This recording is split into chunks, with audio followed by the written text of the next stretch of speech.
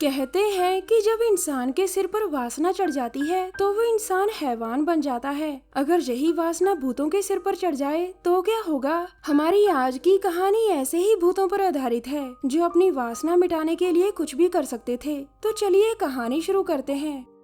ये कहानी एक बड़े से घर से शुरू होती है जिसमें आज एक पार्टी चल रही थी। ये घर रोज नाम की एक एक्ट्रेस का था और उसी ने अपने दोस्तों को ये पार्टी दी थी। रोज के मैनेजर का नाम नॉर्मन था और नॉर्मन सभी मेहमानों से कहता है, आप सभी का यहाँ आने के लिए धन्यवाद। रोज ने ये पार्टी इसलिए रखी है क्योंकि उसकी नई फिल्म हिट हुई है। नॉर्मन की बात सुनकर सभी मेहमान तालियां बजाने लगते हैं और इसी बीच एक लड़का अपनी दोस्त से कहता है, रोज की ये आखिरी हिट फिल्म है। आजकल सभी फिल्मों में साउंड इस्तेमाल होता है लेकिन रोज अभी भी साइलेंट फिल्मों को ही साउंड कर रही है। रोज की आवाज अच्छी नहीं है इसलिए वो साउंड वाली फिल्मों से परहेज कर रही है। उसी पल नॉर्मन कहता है, दोस्तों चलो आप स्वागत करते हैं दुनिया की सबसे खूबसूरत एक्ट्रेस रोज का। नॉर्मन की बात पूरी होते ही सभी के सामने रोज आती है। रोज का मासूम चेहरा और उसके गले का नेकलेस सभी का ध्यान अपनी तरफ खींच रहा था। रोज साइलेंट फिल्मों की सफल एक्ट्रेस थी और इस बात का उसे बहुत घमंड था। रोज का घर बहुत बड़ा था।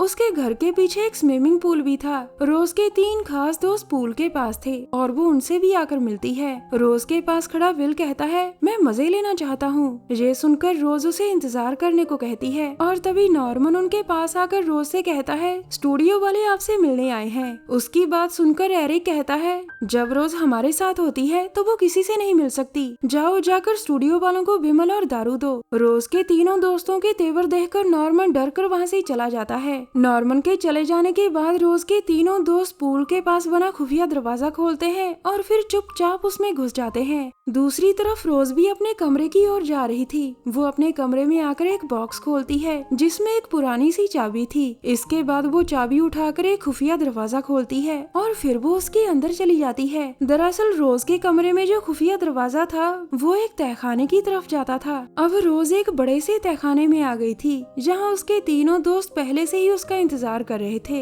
इस तहखाने तक पहुँचने के लिए 2 रास्ते थे। एक रास्ता रोज के कमरे में था और दूसरा रास्ता पूल के पास था। रोज के तीनों दोस्त पूल वाले रास्ते से ही यहाँ पहुँचे थे। दरअसल रोज और उसके तीनों दोस्त इस तहखाने में आकर मौज मस्ती करते थे। मौज मस्ती के लिए ये बाहर से लड़कियां भी लाते थे और आज भी इन लोगों ने 2 लड़कियों का इंतजाम कर रखा था। अब हमेशा की तरह रोज अपनी सीट पर बैठ जाती है जबकि उसके दोस्त लड़कियों के साथ मौज मस्ती करने लग गए थे। थोड़ी ही देर बाद उनको मजे में देखकर रोज के भी तन बदन में आग लग गई थी। रोज को अपनी आंखों के सामने वासना का खेल देखना बहुत अच्छा लगता था और ये बात उसके दोस्त अच्छी तरह से जानते थे। दूसरी तरफ पार्टी में खड़े नॉर्मन को कोई सूचना मिलती है जिसके बाद वो रोज को ढूंढने लग जाता है। वो उसे ढूंढता ढूंढता उसके कमरे में आ चुका था और वहाँ उसे लड़कियों की आवाज सुनाई देती है। ये आवाजें खुफिया दरवाजे के पीछे से आ रही थीं, जिन्हें सुनकर नॉर्मन भी उसके अंदर चला जाता है। दूसरी ओर मस्ती मस्ती में रोज का तीसरा दोस्त टॉमी एक लड़की को मार देता है। उसी समय नॉर्मन तहखाने में पहुँच गया था जिसे देखकर एरिक गुस्से में आकर अपनी गन निकाल लेता है। मगर तभी रोज उसे रोककर नॉर्मन से पूछती है, तुम यहाँ क्या करने आए हो नॉर्मन? ये सुनकर नॉर्मन बताता है, स्टूडियो वालों ने फैसला किया है कि अब से वो सिर्फ साउंड वाली फिल्में ही बनाएंगे, इसलिए उन्होंने अपनी सभी फिल्मों से आपको निकाल दिया। उसकी बात सुनकर रोज बहुत दुखी होती है। उसके दोस्त उसे संभालने की कोशिश करते हैं लेकिन वो सफल नहीं हो पाते।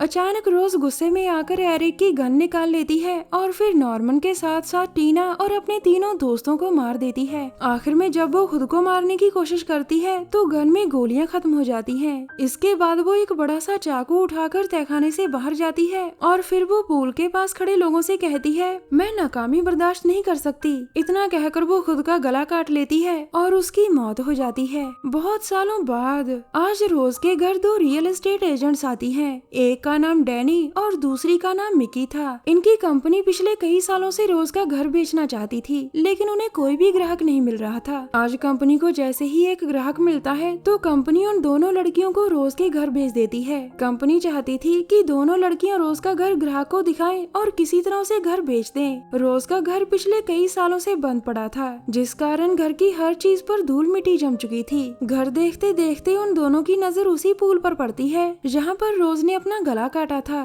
थोड़ी देर बाद वो दोनों लड़कियां घर की सफाई शुरू कर देती हैं क्योंकि घर दिखने में काफी गंदा लग रहा था। उन दोनों को पता था कि घर को खरीदने वाला ग्राहक कल तक आ जाएगा, इसीलिए वो उसके आने से पहले पूरे घर को चमकाना चाहती थी। थी। वैसे वो दोनों अपनी तरफ से पूरी कोशिश कर रही थी कि ये घर जल्दी जल्दी बिके और उनकी कंपनी खुश होकर उन्हें इनाम दे। इसी दौरान डैनी पूल के पास आकर सफाई करने लगती है और जहाँ उसे रोज का नेकलेस मिलता है। नेकलेस की खूबसूरती देखकर डैनी काफी हैरान थी और फिर कुछ सोचकर वो उसे अपने पास रख लेती है। कुछ देर बाद रात हो गई थी और वो दोनों आराम करने का फैसला करती हैं। इसी बीच डैनी मिक्की को नेकलेस दिखाकर कहती है, ये मुझे पूल के पास मिला था। अब मिक्की नेकलेस को ध्यान से देखती है और फिर वो उसे डैनी के गले में पहनाकर कहती है, ये तुम्हारे गले में बहुत अच्छा लग रहा है। इसके बाद वो दोनों लड़कियां दारू पीने लगती हैं और बीच बीच में बातें भी करती हैं। पूरा दिन काम करने के कारण वो दोनों बहुत थक गई थी, जिस कारण वो हॉल में ही सो जाती हैं। थोड़ी देर बाद डैनी कोई आवाज सुनकर जागती है। फिर वो हॉल से बाहर आकर देखती है कि पूल में अपने आप पानी चल रहा है। डैनी ने पानी की आवाज सुनी थी और वो पूल में पानी देखकर काफी हैरान थी। अचानक उसके सामने टॉमी की आत्मा आती है और फिर अगले ही पल वो गायब हो जाती है। डैनी ये सब देखकर बहुत डर गई थी और वो भागकर घर में आती है। घर में आते ही उसे एरिक और विल की आत्माएं भी नजर आती हैं। अब वो जैसे ही भागने लगती है तभी टॉमी उसे पकड़कर एक चेयर पर बिठा देता है। अब तीनों दोस्त उसे समझाने लगते हैं कि तुम्हें हमारे साथ तहखाने में चलना चाहिए क्योंकि हम वहाँ मौज मस्ती कर सकते हैं। लेकिन डैनी उनकी बात नहीं मानती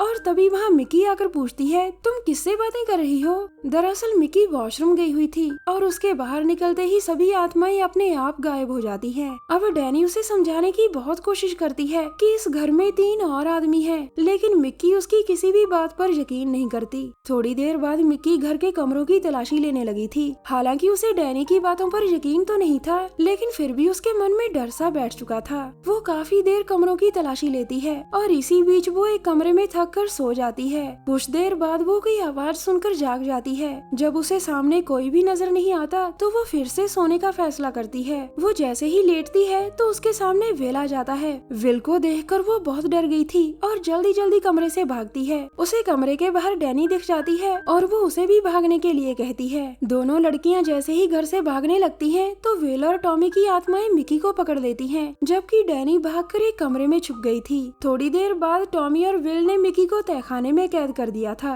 अब एरिक आगे बढ़कर कहता है, हम वासना के भूखे भूत हैं। उसकी बात पूरी होते ही विल मिक्की के कपड़ों पर टूट पड़ा था। अब टीना की आत्मा भी मिक्की के पास पहुंच गई थी क्योंकि वासना के खेल में वो भी हमेशा पार्टनर होती थी। अब एक तरफ एरिक मिक्की से जबरदस्ती कर रहा था और दूसरी तरफ विल टीना के साथ लगा हुआ था। इसी बीच डैनी जिस कमरे में छुपी हुई थी वो कमरा रोज का था। उसे जैसे ही तहखाने से मिक्की की चीखें सुनाई देती हैं तो वो भी तहखाने में आ जाती है। तहखाने का हाल देखकर डैनी बहुत डर गई थी। वो जैसे ही भागने लगती है तो टॉमी उसे पीछे से पकड़कर कहता है, मैं तुम्हें ही ढूंढ रहा था। अब तीनों दोस्तों ने दोनों लड़कियों को बंधक बना लिया था। इसी दौरान टॉमी बाकियों से कहता है, मैं डैनी के साथ अकेले में मजे लेना चाहता हूँ। उसकी अटपटी बात सुनकर एरिक और विल पहले तो काफी हैरान होते हैं, लेकिन फिर उसकी बात मानकर उसे अकेला छोड़ देते हैं। उनके जाने के बाद जैसे ही टॉमी डैनी के पास आता है तो वो उस पर वार करती है और टॉमी टेबल से टकराकर बेहोश हो जाता है। डैनी जल्दी जल्दी पहले खुद को आजाद करती है और फिर वो मिक्की को भी आजाद कर देती है। अब दोनों लड़कियां जल्दी जल्दी भागकर रोज के कमरे में आ चुकी थीं, मगर उनके सामने खड़ा विल सीधा मिक्की के पेट पर वार कर उसे मार देता है।